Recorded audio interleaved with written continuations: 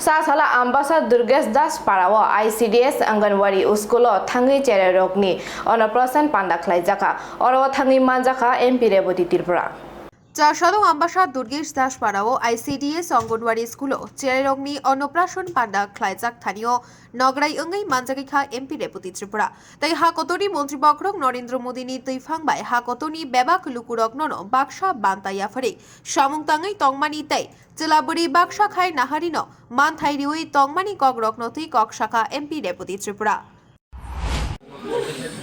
একটা পরিবারকে শিক্ষিত করা একটা সমাজকে পুরো দেশকে পুরো সমাজকে তো তার জন্য একটা সময় আমরা দেখেছিলাম উত্তর ভারত সহ বিভিন্ন জায়গায় আপনাদের আশীর্বাদে যাওয়ার সুযোগ আমরা হয়েছে।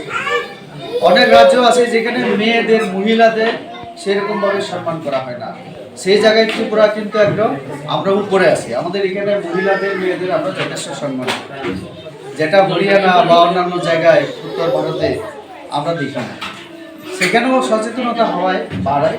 এখন অনেকটা আমাদের যে পুরুষ মহিলার মধ্যে যে বৈষম্য, যে আচরণ, এগুলি কমেছে এবং অনেক কিছু আইনের কারণে এখন মোটামুটি সমাজে এই বৈষম্য এখন কমেছে।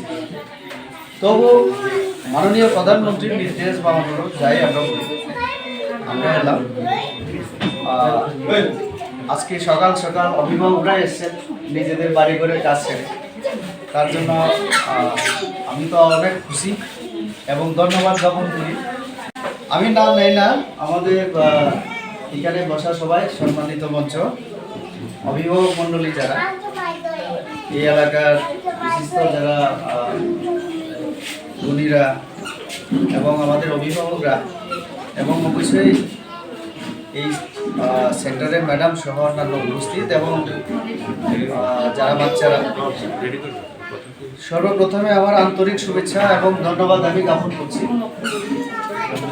আমাদের মাননীয় প্রধানমন্ত্রীর অনুরোধে দেশের সব সাংসদদেরকে তিনি অনুরোধ করেছিলেন যে আজকে যারা শিশু, আগামী দিনে তারাই দেশের ভবিষ্যৎ। তো এই দেশের ভবিষ্যৎ যারা, তাদেরকে দেখাশোনা করা আমাদের প্রত্যেকের দায়িত্ব। আর বিশেষ করে তারা যদি পুষ্টিকর খাবার না পায় তাহলে আমাদের জন্য আরও চিন্তাজনক।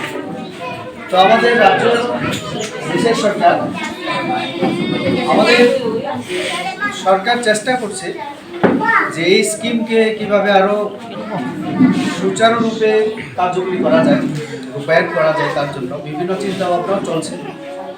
দপ্তরের মন্ত্রী উনি নিজেও চিঠি লিখেছিলেন, স্মৃতি ইরানিজি সব এমপিকে ব্যক্তিগতভাবে। তো আমিও চিন্তা করলাম, আমাদের ইলেকশনের কারণে প্রায় কয়েকটা মাস আমি করতে পারিনি, তো এবারে চিন্তা করলাম এই কাজটা আমিও শুরু করি। অন্তত আমার এলাকায় যে পূর্ব ত্রিপুরা আসন, সেখানে অন্তত 8-10টা জায়গায় আমি যদি করি তবু একটা সবারই লাভ হবে, বাচ্চাদের বিশেষ করে, আর আমারও লাভ হবে, কারণ সকলের সঙ্গে আমার অভিজ্ঞতা শেয়ার করা যাবে, দেখতে পারবো। আর দেখার পরে ওনার সঙ্গে যখন কথা বলবো আমিও বলতে পারবো যে আমাদের অঙ্গনওয়াড়ি সেন্টারগুলিতে, ICDS সেন্টারগুলিতে কী সমস্যা, আরও কীভাবে করলে কী সুবিধা হবে, এগুলি আমি বলতে পারবো।